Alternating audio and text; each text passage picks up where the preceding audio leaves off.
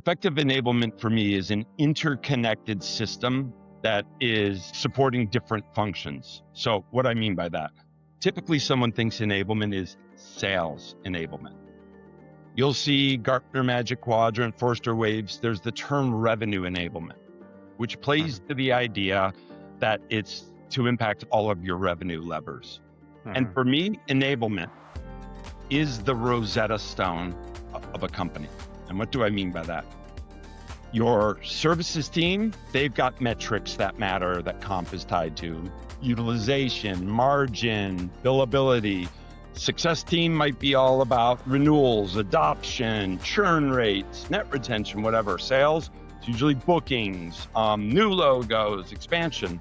Whatever the case may be, every group has its own priorities. Enablement acts as the Rosetta Stone to tie the metrics of the company, the vision, right? To the individual business unit metrics that are important. It's the translation engine of the corporate strategy down into the action of the different functions. You're listening to RevOps Champions, a podcast created for B2B leaders to help you align your people, streamline your processes, trust your data, and leverage technology in order to grow your business.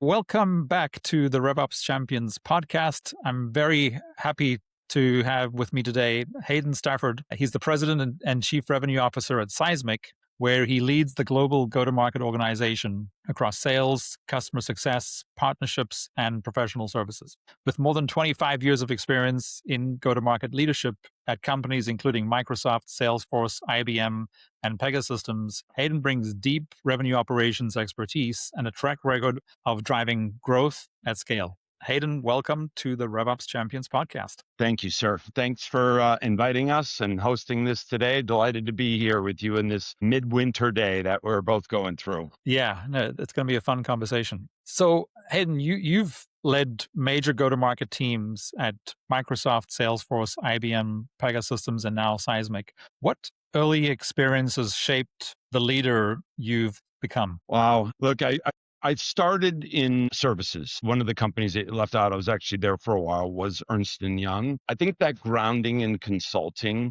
and the consultative approach to selling and revenue played a major role. Learning by listening, engaging as a team, that's kind of at the core of where I sat. The other piece was getting a good grounding at a large company that really put a lot of emphasis on discipline around forecasting and revenue operations and things of that nature, and just being a good leader and being a good employee. I was at IBM, and that was back in the day when they had big training programs, whatnot. That fiscal discipline, that commitment to the company with my word is my honor, and it's what I'm going to deliver. Those two things came together at an important point in my life, which was where I was starting. That played a major role, because I think as you grow within your career, what you say you're going to do, you better do it, and then deliver what you said you would do becomes all the more important, particularly in public companies.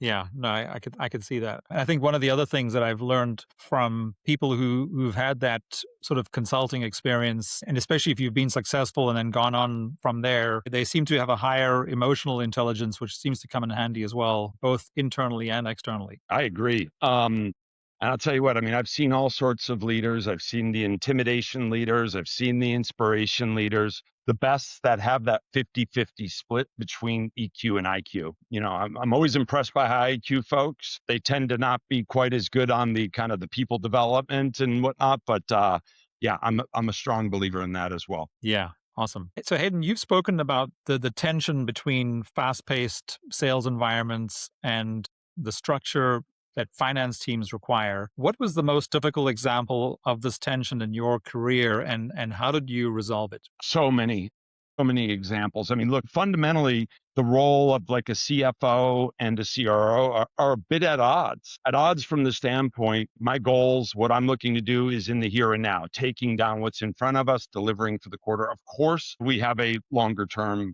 vision and commitment to the business.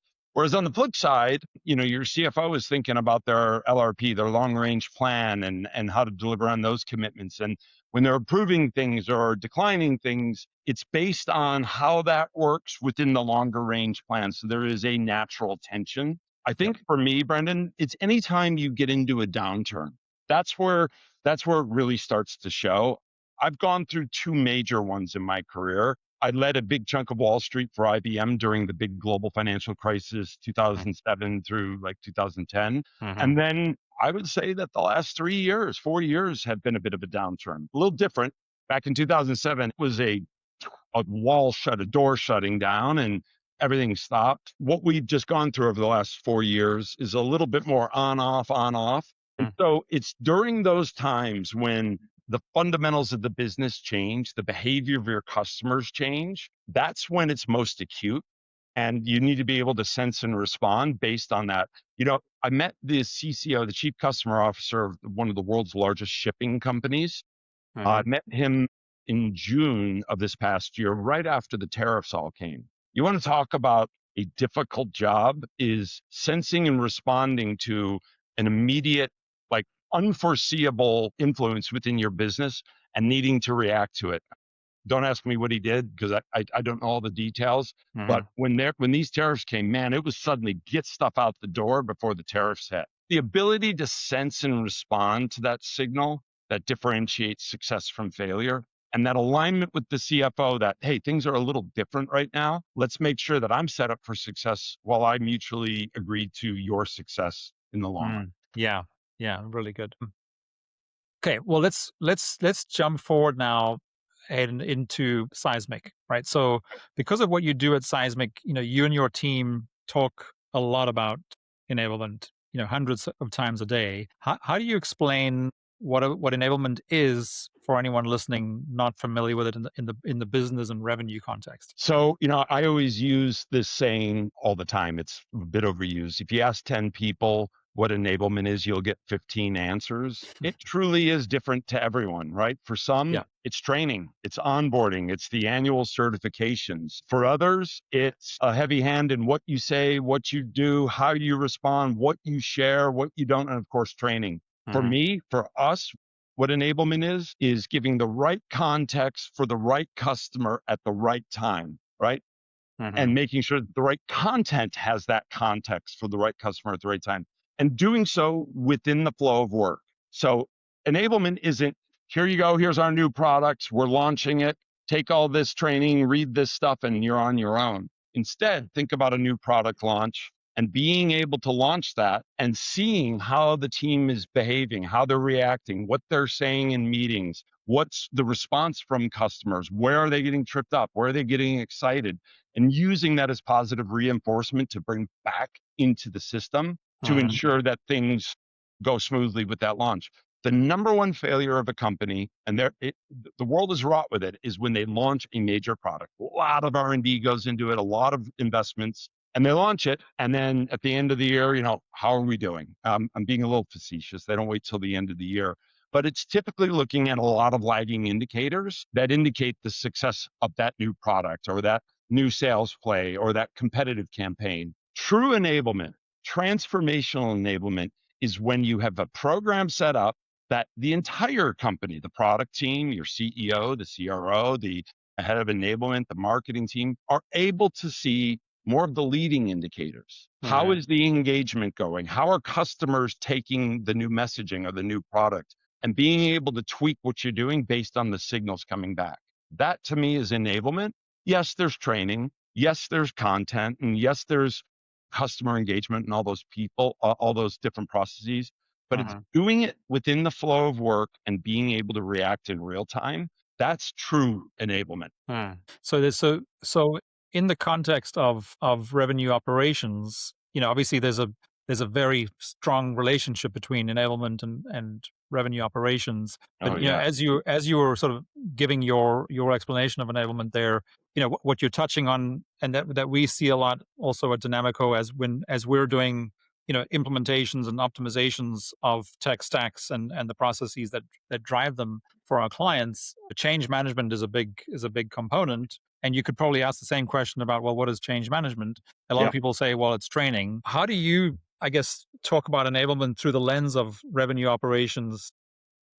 One, and then How do you think about it maybe through the lens of change management? All right. I'm going to actually take it back a step. What I think we've all seen is the rise of the title CRO. Look, I'm one. You know, 10 years ago, did I aspire to be a chief revenue officer? No, it didn't exist. It truly didn't exist. Why has the title come around? What has happened over the last 10 years that has seen mass proliferation of the role? There are many levers to revenue. There's sales, there's services, there's customer success, there's channel and partners.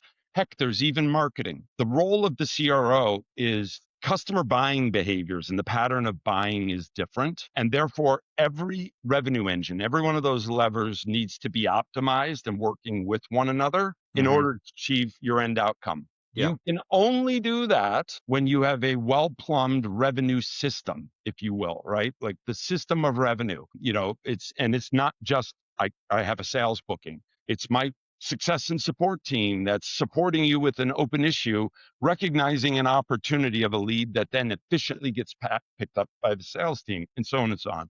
We cover a number of those examples. That is Yeah. not possible without a RevOps team or sales ops or CS ops, but I'll call it RevOps, that has the right plumbing and wiring within the system to be able to do it. So I think of it kind of, Brendon, as like, you've got a revenue strategy that defines the intent of what you're trying to do, but then there's the revenue system that determines the outcomes, and the outcomes are growth or margin preservation or anything along those lines. Without this system that is wired and led by the CRO, but is operated by a plugged in RevOps team, then the team won't have the insights and the observations that they can have to react to downturns, as we talked about, tariffs or whatnot.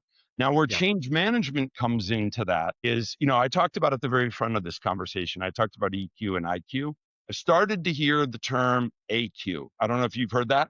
That's the adaptability quotient. And, with the advent of AI and whatnot, are teams able to adapt to the sudden change of the way they run their business, how they use new tools, or more importantly, how I sense and respond to the changes and the signals that are coming back from our revenue engines? To drive effective change management, first of all, you got to have the signals that give you the idea that change is coming before it's too late. But then you've got to have the people that have that EQ, IQ, AQ, but then you've got to have the systems that recognize the response and provide the right training, the right content. You might be selling one product, but the macro environment changed. We've got to snap change and sell this product. That to me is the plumbing that works, right? The signals coming from your RevOps teams, your leaders that are kind of driving and dictating the direction and pace, but then the people that are going to take the change and not be stuck in their ways, and then the content, the assets that helps them do it. Long-winded answer, I apologize. One of the things in podcasts is about being succinct, but it was a really good question that I think is difficult to unpack. No, and I love the way you did it, because this is essentially how we've been doing it for the last year. We do technology implementations and then maintain and optimize them over time as our clients' businesses scale and grow. And we need to figure out how to help them make these decisions strategically, and not just buying a shiny object that they thought was going to solve all their business problems. Yeah. And that's exactly how we've done it in 2025. We said there's 3 layers to a successful tech stack, which for us, currently the CRM is still at the center of that tech stack, and then you have everything else that the RevOps team needs to support and enable whoever it is, marketing, sales, service, etc. In order to do that, we need to start at the top, and the top is the CRO. So what is the strategy?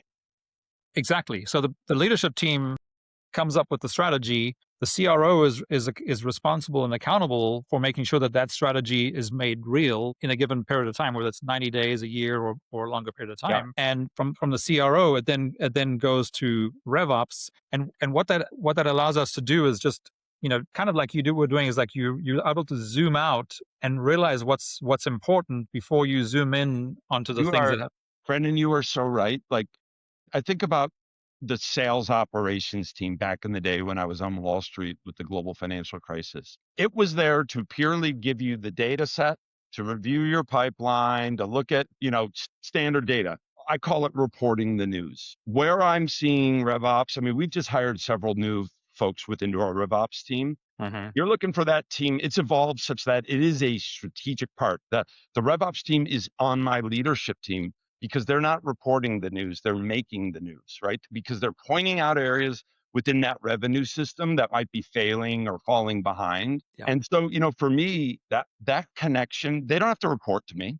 They can report to the CFO, whatnot. Yeah. But the alignment between your revenue leaders and that revenue operations team has to be true. It has to be trusting because alignment breaks when the complexity outpaces the structure.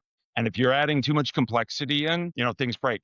Last thing I would say on that is typical default for a lot of RevOps team is to look at the lagging indicators, the KPIs, right? The key performance indicators. I would ask every revenue ops leader to help me identify what are I call them TLIs, transformative leading indicators, that are the things that are the precursors to the KPIs. When we've done that, that's when the RevOps and revenue teams are walking hand in hand. Yeah, it's so weird because right before you said that, the note that I made was that if RevOps has leading indicators, to your point, they need to be part of the informing leadership about what's happening in real time, so that everybody can adapt and adjust.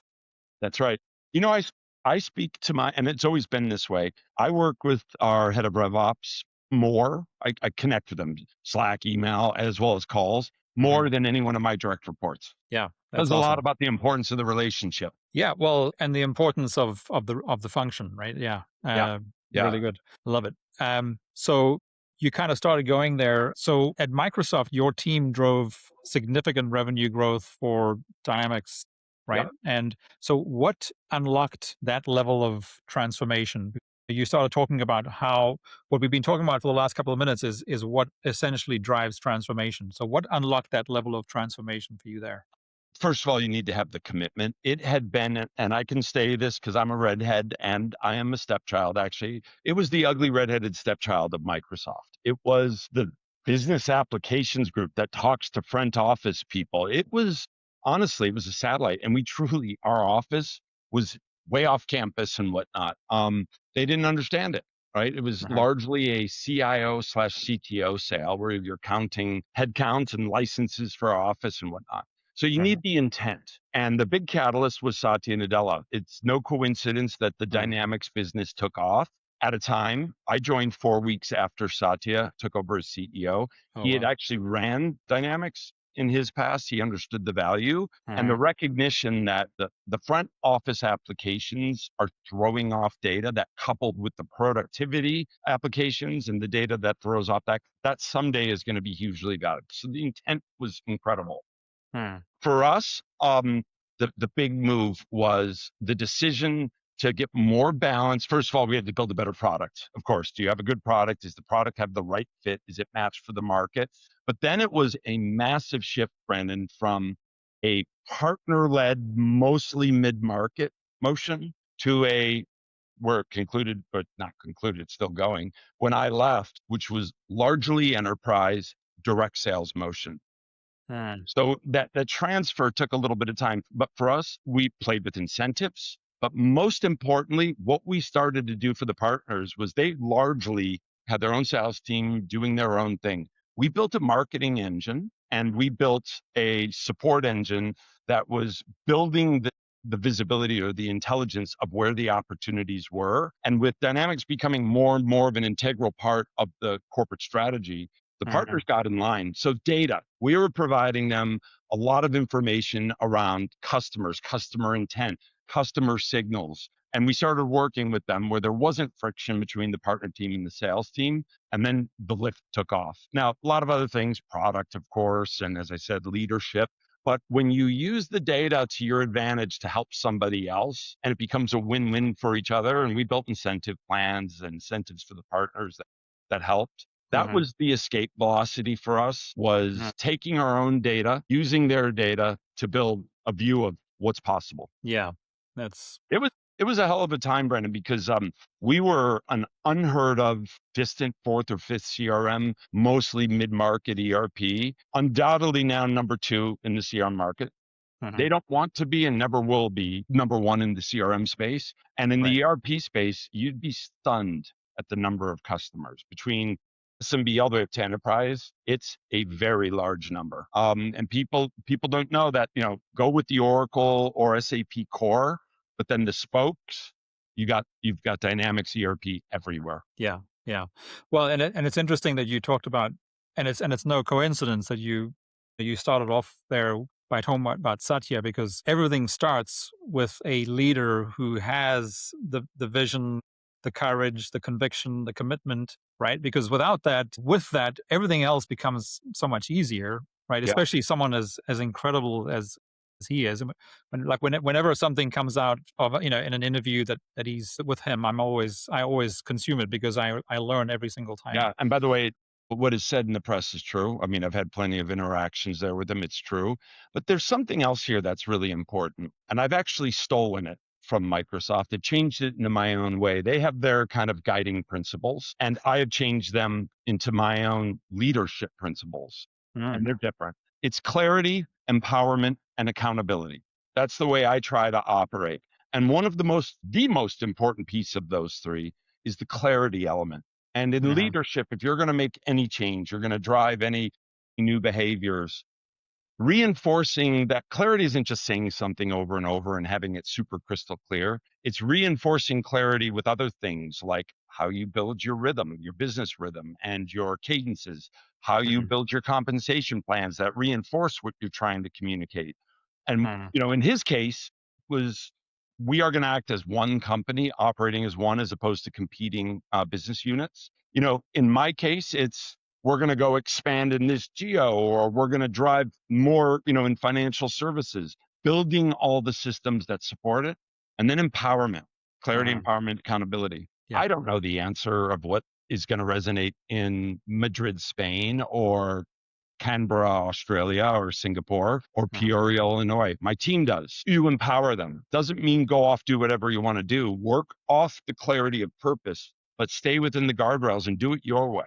But if you're empowering your team to do that, right, have strong accountability systems in place that are reinforced, again, by compensation, the way you conduct your rhythms, they're inextricably combined, but clarity around mission and purpose. And by the way, I plug for Seismic and what we do, enablement.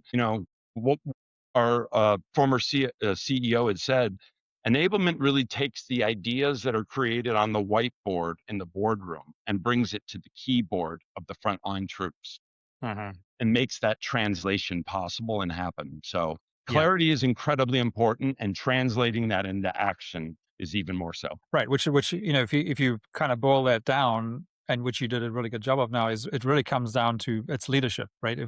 If you have the right leaders who can provide that clarity and empowerment and accountability, then everything becomes so much easier downstream. 1,000%. Drives all the right decisions. Yeah. Anytime I've been faced with a challenge or a big pivot, I will focus on the skills and competencies of the frontline management, or actually a couple layers up.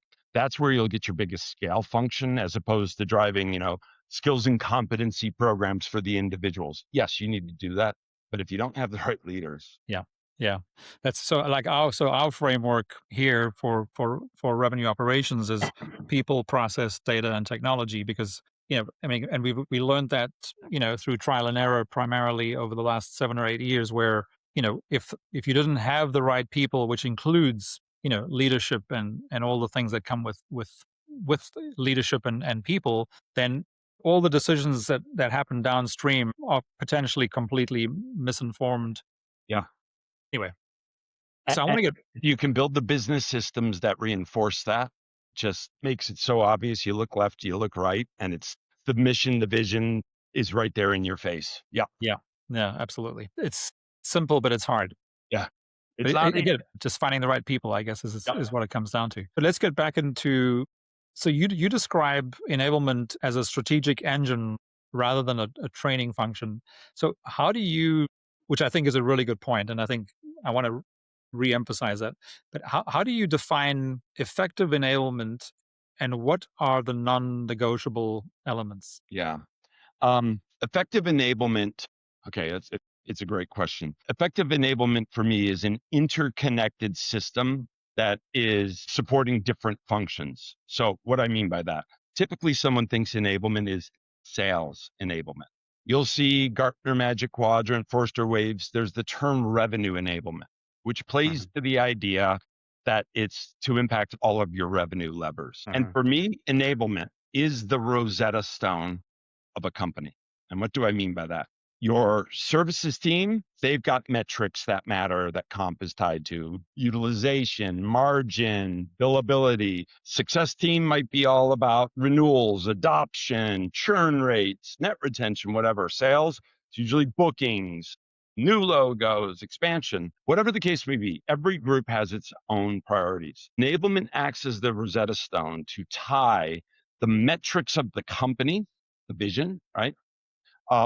To the individual business unit metrics that are important. It's the translation engine of the corporate strategy down into the action of the different functions. If you have built a system that is reinforced from onboarding a new employee to reaching tenure, launching new products, entering new markets, taking on new competitors, it is a system that involves training, it involves content, it involves customer education, customer engagement, and then telemetry around it, right? So that's where it comes back to the Rosetta Stone. It's not just this person's doing well or that person's not doing well. It's your marketing team knowing what's working. I mean, how many companies have a PMM, right? Your product management team, where they're measuring the individual success of the assets each one of them are creating vis-a-vis impact on revenue. There aren't many. That's transformational enablement. Your marketing team is plugged in and knows the attribution of their work to revenue. Customers, right? The buying process is almost all the way down 80%, 70%, whatever the case may be. You have that moment to make that matters. Are the signals and messages that your marketing team getting into the content that you're engaging, and you see that they're engaging with your content and you're using that to inform your next engagement? That's enablement. So it's so far beyond just education. It's bringing into your business rhythms, your revenue rhythms, insertion points of data and activities of how to be better when you're trying to engage a customer or grow your revenue. I just dispelling the myth that enablement is training is, I'm kind of on a mission to do that. And it's not just content. It's about making your sellers, making your team more efficient and not having them have to go to different places to get things. One gearbox to run your revenue engine. Yeah, that's really interesting Lots because on there, Brendon. no, that was awesome. And one of the things that clicked for me there was, so, I've been doing this now for 7 or 8 years where I have an annual theme, and my theme this year, I've been using it internally, but I haven't used it externally much because it's a bit of a mouthful. Yeah. But it's deliberate translation. Yeah. And My Rosetta Stone right there. And it was like, I hadn't thought about it from the context of what we do from a RevOps perspective, which, again, to your earlier points, I mean, RevOps is a big part of enabling sales, in our case, sales, marketing, and customer service teams. Yeah. And everybody else who benefits from that clarity that comes from a really well-oiled RevOps engine. But again, that idea that they're translating the signals, the data that they're getting from a continuously evolving business, both internally and externally, because Always. your customers are evolving, you're evolving because you're adding people, your customer behavior is changing. So again, who's picking up those signals and who's translating them?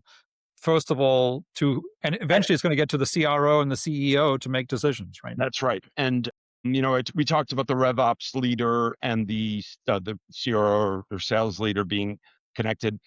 I immediately know that a company is well ran when I see that the enablement team has a seat at the table with the leadership. And they're not there at the table because they're talking about number of courses taken or number of calls made with the buzzword. They're there because they're measured on the metrics like lift of pipeline or accelerated close rates, productivity, efficiency gains of your sales team, because the Mhm. metrics that they measure themselves against are the ones that matter for the company. There's one other thing that about enablement that's really important. It's not a separate thing that you go do. It is embedded. We talked about it a little bit before. It's embedded within the workflow of how your teams operate. Seismic Mhm. is an application. You can go to it. And we have plenty of companies that do that. There are many companies, they don't even know they're using Seismic. It's like an OEM white label that sits within Salesforce, where they Mhm. go get their content that is predictive and on point, has the right context. Um, that's really important, because when it's within the workflow and everybody is looking at the same metrics that matter, then you have alignment. And for me, Mhm. alignment is where it all happens. That's where you get all the efficiency and lift out of the team. As organizations scale, as they have to grow quickly, I think about all these AI companies that are like growing like gangbusters. As Yeah. organizations scale, alignment becomes, less about intention and more about execution. It's that shared language, shared data, and shared accountability. Mhm. Yeah. Okay, so you've now opened the door, Hayden, to um, AI. Yeah. How, I was how trying to could we see get through a call without that, right? exactly. So Seismic, like so many other companies in similar spaces, have invested heavily in AI. Um, how should but let's sort of again zoom out again from there. I don't want to get too into the weeds, but how should revenue leaders decide where to apply AI for the greatest impact right now? Phenomenal question. A lot of hype, a lot of buzz, and you roll out AI and people go, "Ooh, we're going to do it." And you see a spike in activity and then it falls off. The way we look at it, frankly, is the most successful AI initiatives, they begin and end around clear business problems or clear business initiatives or areas of improvement. Mm, Things like onboarding speed, deal execution, the follow up mhm, that you have from engagement with customers, seller productivity. You go target those business problems rather than experimentation for its own sake. AI delivers value most when it's embedded directly into the workflows that you're doing. Give you a perfect example. I'm getting ready for that big meeting with the mhm, customer. It's a big closing meeting. And I haven't sold this product before. I'm hoping I'm going to do it.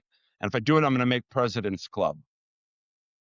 You're going to spend a lot of time digging around, trying to get brushed up. If you don't have Seismic or a true revenue enablement system, maybe you're going to dig through your old notes. You're going to ask friends what was said in various calls with the customer. AI is there to help tell you what happened in the last call. mhm, What were the open items? What were they comfortable with? Where do you need to dig? AI is going to then help you prepare the deck, not just the agenda, but the deck, the talk track, the workflow. mhm, AI is going to then make you practice with it. So I'm going to practice, and it knows how to practice me because it's listened to all my prior calls. AI is going to listen during the meeting and going to make recommendations of, we're hearing a lot about competitive pricing. Maybe you want to talk about, pricing. And then the follow-up summary for you, summary for your manager, but most important, well, actually, before I get to most important, build you a digital sales room with the content you said you would send them, immediately sent. It's in there. mhm, But the most important piece, AI enablement, Brendon, has listened to your calls. It's listened to all of your calls, and it recognizes that you don't have a lot of confidence with competitive positioning. You really don't know the value proposition of that product, and you talk too fast. So then you take training, recommended things to go read. And what does that do? It takes away the need for the manager to have to scale and listen to a bunch of calls and join calls for each person to help them get better. We actually have a customer that had an average span of control for the frontline sales manager of 7, one manager to 7 people. mm, Using kind of that call listening, the call prep, call listening, call follow-up, they're now 1 to 12 because the manager is able to now focus on the moments that matter as opposed to educating and coaching and developing each one of them because their AI companion is there. That's what I mean by being there in your flow of work. And for mm. them, it was all about education and development of their front line, which are typically junior and career folks. Yeah. Pretty So cool stuff. Yeah, I mean, it's obviously going to be, life changing for a lot of us.